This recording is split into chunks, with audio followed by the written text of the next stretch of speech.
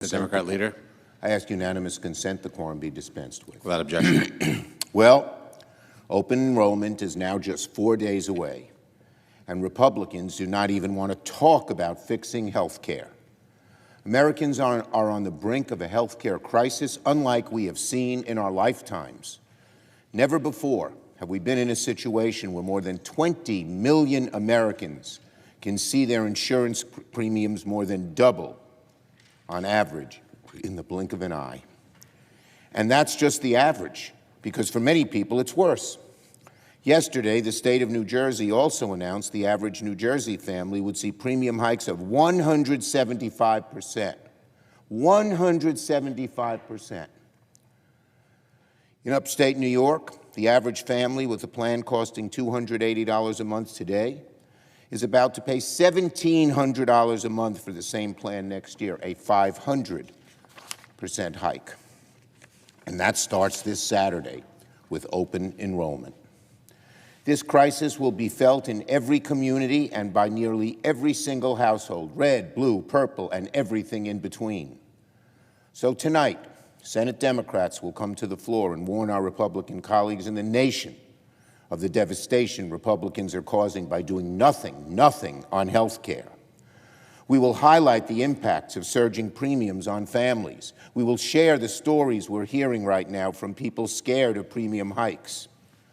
I thank my colleagues for coming to the floor and speaking on this urgent issue.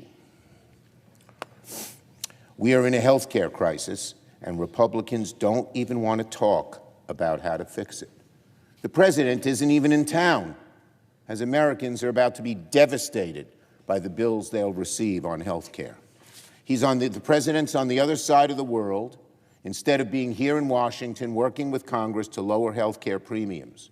And when the president is in town, what's he focused on?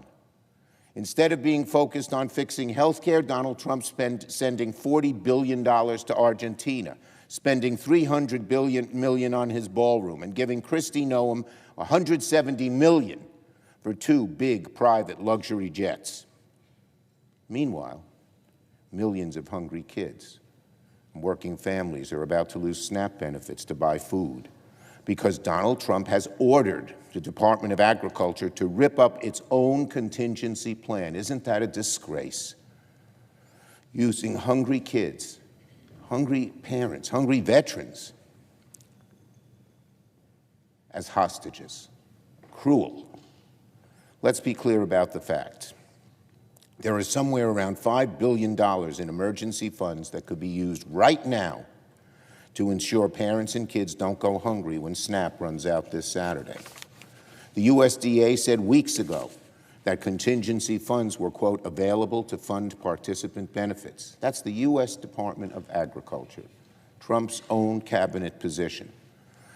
But now they've reversed course and literally wiped their plan from their own website because Donald Trump has ordered them not to use this funding. Donald Trump should reverse course immediately and allow these emergency funds to go through to spare working families from hunger and needless suffering. What the administration is doing, ordering the U.S. Department of Agriculture not to use emergency funds to keep SNAP afloat, is an act of cruelty. Cruelty. The same administration that gifted Argentina a $40 billion bailout and cut taxes for billionaires by $1 trillion is now telling hungry kids, you're on your own. And what about Republicans in Congress? Today, Leader Thune will force yet another vote on a Republican CR that has zero bipartisan input. It's a partisan bill and does nothing, most importantly, does nothing to solve the ACA crisis. Just now here on the floor, the Republican leader seemed perplexed about what precisely it is that Democrats are pushing for. He knows damn well what Democrats want. It's the very same thing that a vast majority of Americans want, including nearly 60% of MAGA voters. We want lower health care costs now. We want to solve the ACA premium crisis now. Open enrollment is just days away. We want lower costs, better health care, and to reopen the government. Let me repeat again what Democrats want so the leader can hear it loud and clear, the Republican leader can hear it. We want lower health care costs, fix the ACA premium crisis, and reopen the government.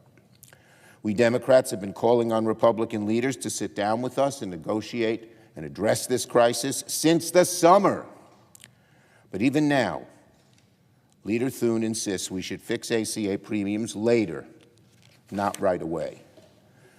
This is not good enough for the American people, because Americans know when it comes to health care, when Republicans say later, they mean never.